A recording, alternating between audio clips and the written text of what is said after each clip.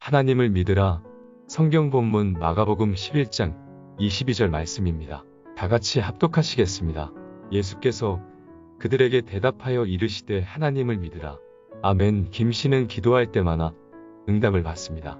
그런데 김씨의 한 친구는 목이 터져라 부르짖어도 응답이 없습니다. 그러자 김씨의 친구는 하나님께서 김씨만 사랑하시고 자기는 사랑하지 않는 줄로 생각하고 크게 낙심했습니다. 그러면 정말 우리 하나님께서는 편애하시는 분일까요? 그렇지 않습니다. 하나님께서는 모든 사람을 똑같이 사랑하십니다. 그렇다면 김씨의 기도는 항상 응답받고 그의 친구는 응답받지 못하는 까닭이 어디에 있을까요? 그것은 김씨는 기도의 법칙을 알고 기도를 하였고 그의 친구는 그 법칙을 모르고 기도하였기 때문입니다.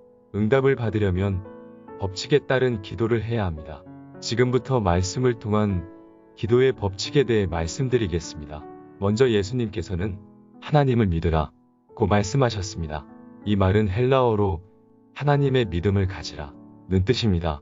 일반적으로 예수님을 믿지 않는 사람들은 믿음을 갖지 않은 것으로 생각하기 쉽지만 그들도 믿음을 갖고 있습니다. 그러나 그들의 믿음은 이성적인 믿음입니다.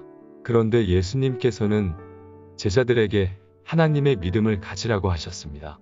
왜냐하면 성경의 요한일서 4장 4절에 이는 너희 안에 계신 이가 세상에 있는 자보다 크심이라 고 기록되어 있으므로 우리가 예수님의 십자가를 통하여 하나님의 믿음을 가지면 우리를 당할 자가 없기 때문입니다.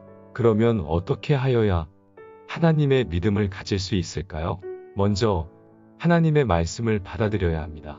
여러분들이 창세기부터 요한계시록까지 성경 속에 있는 하나님의 약속의 말씀을 받아들이면 그 말씀이 여러분에게 하나님의 믿음을 갖도록 도울 것입니다.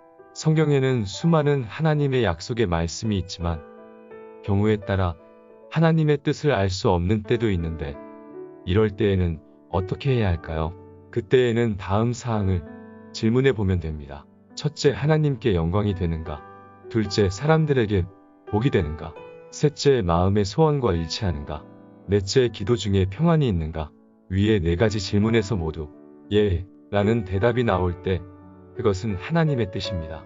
기도의 응답을 받으려면 하나님의 말씀을 받아들이고 하나님의 뜻을 확인함으로써 하나님의 믿음을 가져야 합니다. 아멘. 오늘도 승리했습니다. 할렐루야.